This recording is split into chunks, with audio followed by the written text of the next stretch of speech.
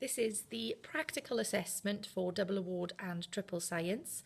This one in particular is the practice one, investigating the extension of a spring. In the experiment, you have to connect a spring to the end of a clamp and boss and add to it masses and measure the extension of the spring.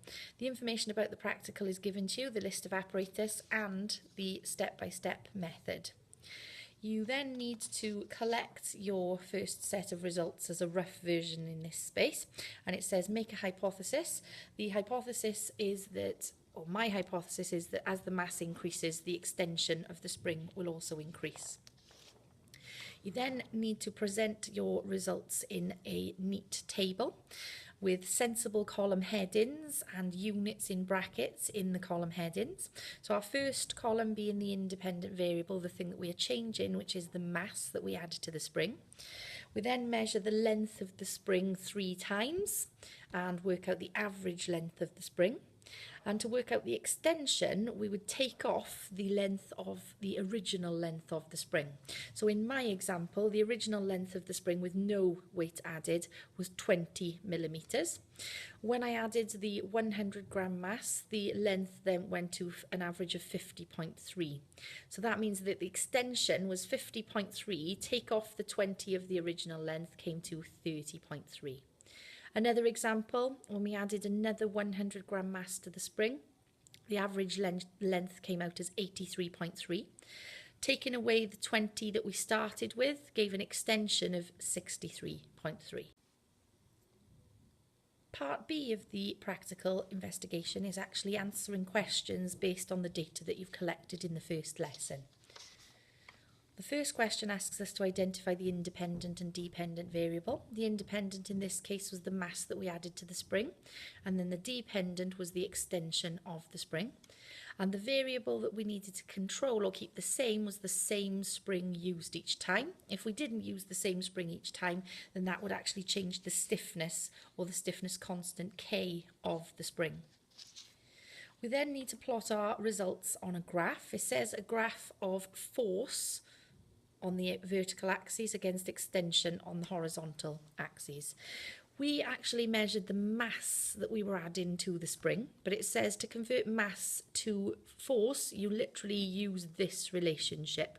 100 grams is equal to 1 newton, therefore 200 grams would be 2 newtons, and so on.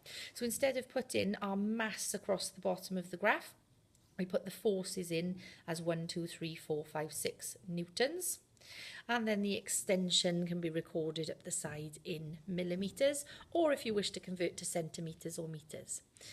The marks awarded for your graph include using more than half of the grid to plot your results. Your crosses need to be within half a small square of the correct position. Labels and units needed to be added, and your scales need to be sensible so that, as I said, they take up more than half the grid.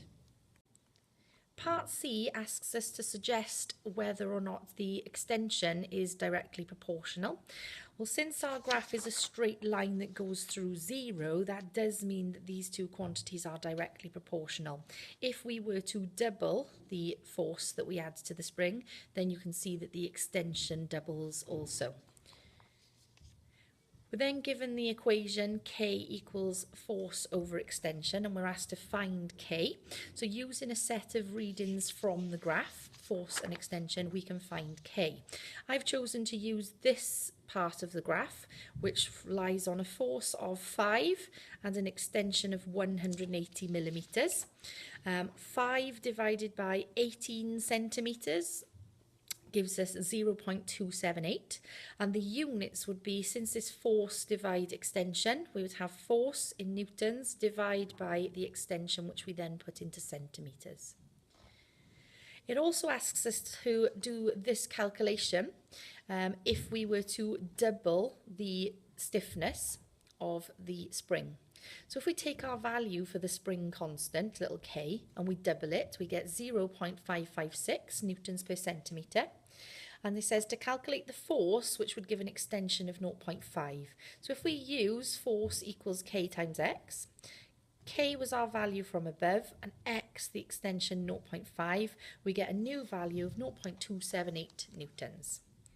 We're then asked to look at the quality of our data, and it says comment on accuracy and repeatability.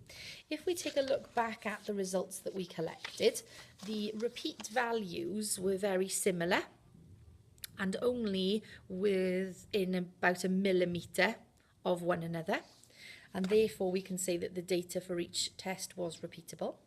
Some of the points on our graph, they lay very close to the line of best fit, but there were some points that were slightly off, more than a small little square away from the line of best fit. And this is likely to be due to the inaccuracies in the way that we measured the length. Using a ruler freehand could have caused an inaccurate value of length and extension to be measured. Lastly, it asks us to identify an inaccuracy and explain how we would improve it. So the inaccuracy being us using the ruler freehand to measure the length of the spring. And when you do that, there's a parallax effect when reading the ruler.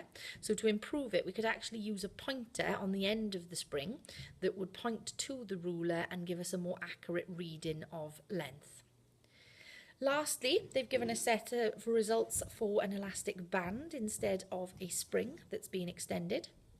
And you can see that as the force is increasing, the extension is increasing. But it asks us to describe the relationship and to say if it is directly proportional. So yes, we can say that the force increases, the extension increases.